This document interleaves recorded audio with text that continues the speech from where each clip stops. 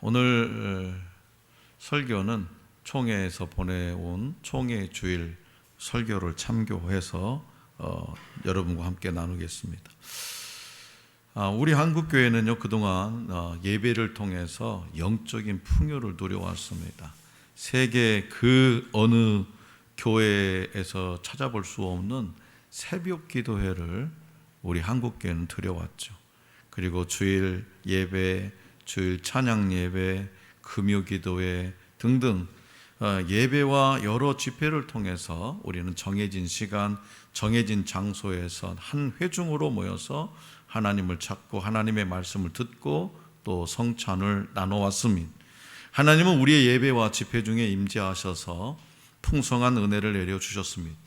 그러던 중에 1919년 11월 중국 우한에서 처음 보고된 이 코로나19라는 신종 바이러스가 퍼지면서 이제까지 경험해 보지 못한 새로운 일상을 맞이하게 되었죠. 그래서 우리는 예배 형식에도 없는 온라인 예배, 대면 예배, 비대면 예배라는 그런 말을 창출하게 되었습니다.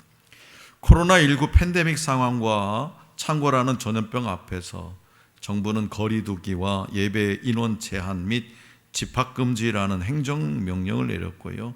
이로 인해서 교회는 한 장소에 모여서 한 공동체로 예배할 수 없었고 소규모 모임으로 모여서 성경 공부하고 교제하는 일도 막혀버렸습니다.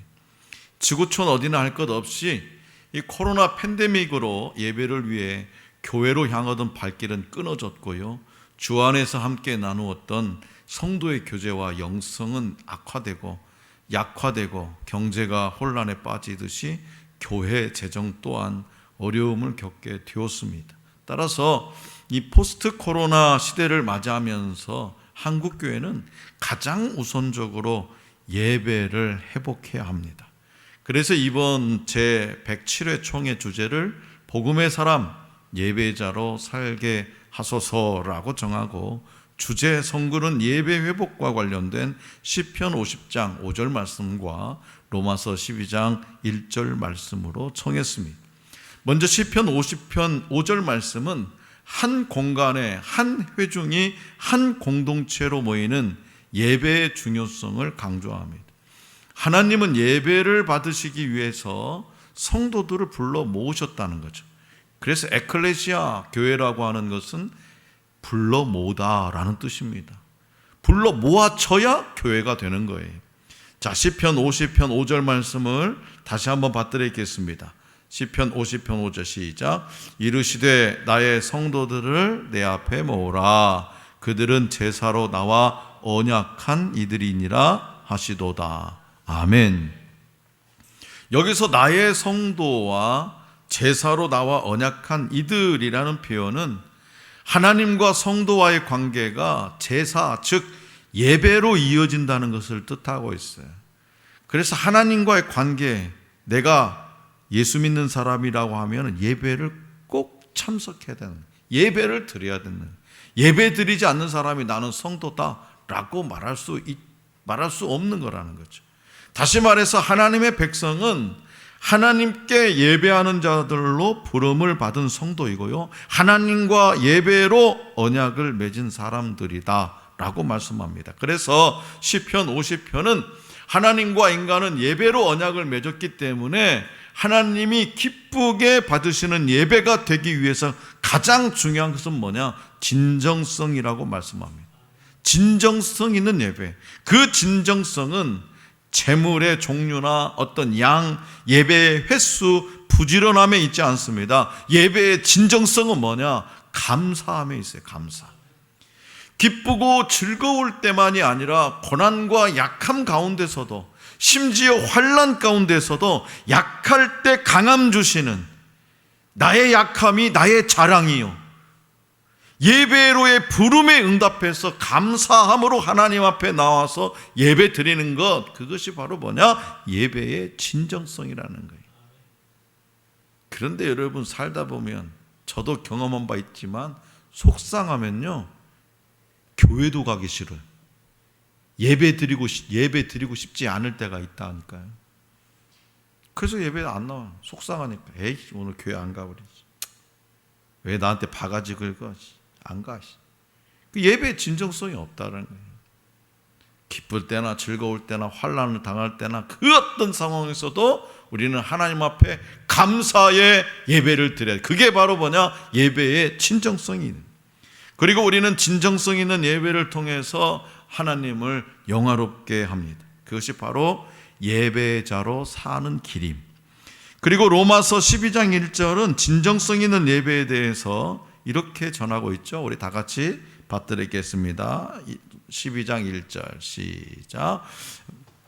한번 띄워줘봐요. 시작. 그러므로 형제들아 내가 하나님의 모든 자비하심으로 너희를 권하노니 너희 몸을 하나님이 기뻐하시는 거룩한 산제물로 드리라.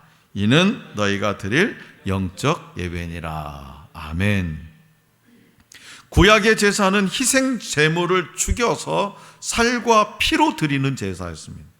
그러나 사도 바울은 신약의 제사는 구약과 다르고 희생 제사가 아닌 새로운 개념으로 예배를 드리는 우리 자신을 거룩한 산제물로 하나님께 드려야 한다고 전하고 있죠. 자, 그렇다면 거룩한 산제물이 된다는 것은 무슨 의미일까? 거룩한 산제물이 된다는 것은 한편으로는 타인을 위하고 존중하며 함께 기뻐하고 반응해주고 타인을 위해서 희생하는 삶의 실천을 의미합니다. 또한 내 자존심이 망가지고 스타일이 구겨지고 아무런 보상이 없을지라도 하나님의 목적을 이루고 하나님의 뜻이 이루어지면 기뻐할 수 있는 것, 그것이 일상 속에서 거룩한 산제물로 살아가는 삶입니다. 구약의 희생제사는요, 죄로 인해 끊어진 하나님과의 관계를 회복하게 하는 일입니다. 그러나 우리 주님은 이미 십자가의 사건을 통해서 단번에 영원한 제물을 드려 하나님과의 관계를 화목하게 하셨고 하나님 앞으로 나아가는 새로운 생명의 길이 되어 주셨습니다.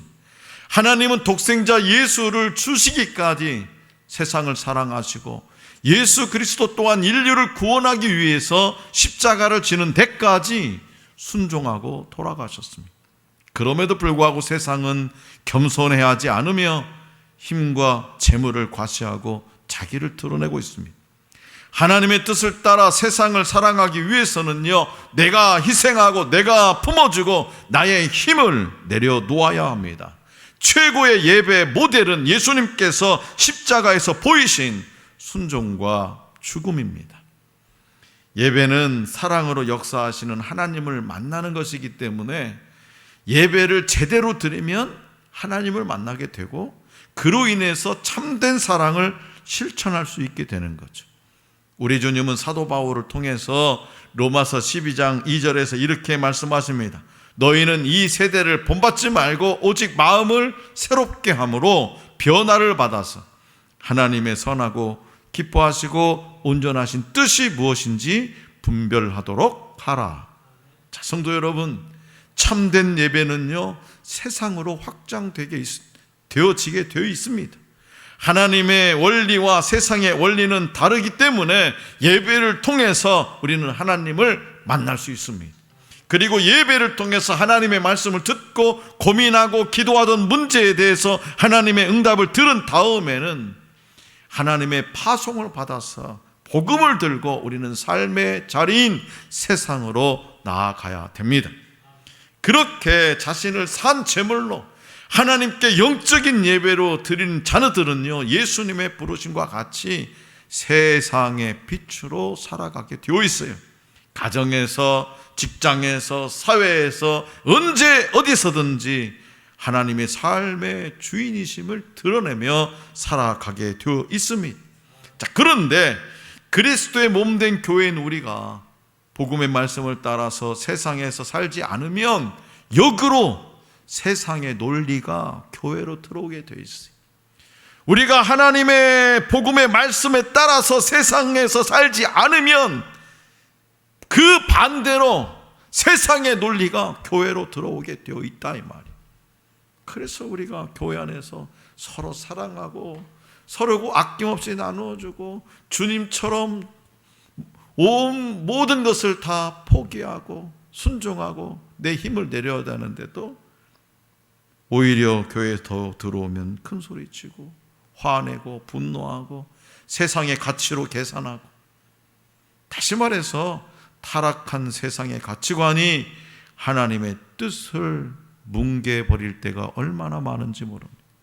그렇기 때문에 하나님께 예배하는 자는 복음의 사람들이고요, 예배자로 산다는 것은 이미 우리 가운데에 임재하였으나 아직 완성되지 않은 하나님의 나라를 이 땅에 구현하며 살아가는 것입니다.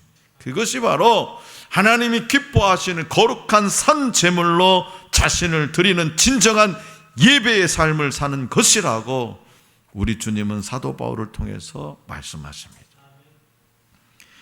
웨스트민스터 소유리 문답 제1항 뭐죠? 한번 보겠습니다. 인간의 제일 되는 목적이 하나님을 영화롭게 하는 것과 영원토록 그분을 즐거워하는 것이다. 인간의 제일 되는 목적, 인간이 제일 먼저 추구해야 될 가치, 하나님을 영화롭게 하는 것, 영원토록 그분을 즐거워하는 것. 그게 뭡니까? 바로 예배자예요. 하나님 앞에 열심히 예배드리고 하나님의 말씀대로 예배자의 모습으로 살아가는 것, 그거예요. 어떤 상황에 처해 있든지 하나님께 감사로 예배드리는 자가 하나님을 영화롭게 하는 겁니다. 하나님의 주권을 인정하는 삶이 성도가 하나님께 드려야 할 산 제물로 드리는 영적 예배입니다. 구약의 안식일과는 달리 신약 성도들은요, 안식 후 첫날 모여서 공식적인 예배를 드립니다. 주일날 예배당에 모여서 공동의 신앙을 고백하며 하나님께 예배드리는 것이죠. 성도들이 개별적으로 사회에서 열심히 생활하다가 정기적으로 모여서 함께 찬송과 기도와 말씀을 듣는 일은 절대적으로 필요한 일입니다. 성도들의 모임 가운데 하나님이 충만하게 임재하시고 은혜를 베푸십니다. 그래서 히브리서 기자는 모이기를 피하는 어떤 사람들의 습관과 같이 하지 말고 서로 격려해서 주님이 오실 날이 가까울수록 더욱 모이는 일에 힘쓰라고 권면하고 있습니다. 그렇기 때문에 주일날 예배만 드리면 예배 의무를 다하는 것이 아닙니다. 하나님은 성도가 오늘 저와 여러분들이 일주일에 하루 내지는 몇 시간만을 예배하는 것으로는 만족하지 않으시고 삶의 모든 시간과 모든 장소에서 예배 드리기를 원하십니다. 24시간 하나님과 동행하기. 24시간 하나님과 동행하기. 다시 말해서 이 땅에서 이러한 영적 예배를 드리는 자만이 영원한 하나님 나라에서 하나님을 찬양하고 영광을 돌리며 영생의 복을 누릴 자격이 있다고 우리 주님은 사도 바울을 통해서 말씀하십니다. 사랑하는 성도 여러분, 성경 66권을 다 읽기 어려운 사람은 로마서부터 읽어라 라는 말이 있습니다. 그만큼 로마서는 기독교 교리를 탁월하게 설명한 책이죠. 로마서는요, 율법 앞에 드러난 인간의 죄성, 믿음으로 의인이 되는 과정, 그리스도의 복음과 하나님의 구원의 은혜를 선포하고 있습니다. 사도 바울은 믿음으로 구원받은 성도들에게 영적 예배를 드리라 라고 당부하고 있습니다. 영적 예배를 드리기 위해서는 그러므로 라는 단어를 잊어서는 안 됩니다. 그러므로. 예배 안에 의미를 담아야 하기 때문입니다. 예배를 어떻게 드릴 것인가 하는 문제보다도 왜 예배를 드려야 하는지가 더 중요합니다. 왜 내가 지금 예배 자리에 나왔냐? 지금 왜 이 시간에 하나님 앞에 예배 드리고 있느냐? 이게 중요하다는 거죠. 우리의 삶의 목적은요, 예배를 통해서 하나님이 기뻐 받으신 제물이 되는 겁니다. 이를 위해서는 하나님의 선하시고 기뻐하시고 온전하신 뜻을 우리는 분별해야 돼요. 자신의 말과 행동을 비롯한 모든 삶이 하나님의 뜻에 부합하는지를 끊임없이 확인해야 돼요. 내 말이 하나님의 뜻인가? 내 행동이 하나님의 뜻인가? 내가 이렇게 하는 것이 하나님이 원하시는 건가? 늘 언제나 하나님의 뜻을 우리는 구해야 됩니다. 사울 왕은 하나님이 원하시는 순종의 제물이 아닌 헛된 제물로 하나님의 노여움을 사기도 했습니다. 사울의 모습이 오늘날 우리의 모습은 아닌지 돌아봐야 됩니다. 우리가 생각해야 할 분량 이상의 생각을 품는 교만을 경계하고 겸손함으로 하나님이 기쁘게 받으실 예배만을 드려야 되는 거예요. 그러므로 복음의 사람은 하나님께서 뜻하신 목적을 위해 살아가는 사람들이고요, 그 목적을 바라보고 날마다 예배자로 살아가는 사람들이라는 사실을 잊지 마시기 바랍니다. 복음의 사람들인 우리 하늘소망교회와 이 땅에 주님의 피값으로 그리고 성도들의 눈물과 헌신으로 세워진 한국교회가 예배자로 살아감으로, 주님이 찾으시는 그 예배자로 살아감으로 하나님의 나라와 그거를 이 땅에 이뤄갈 수 있기를 간절히 기원합니다.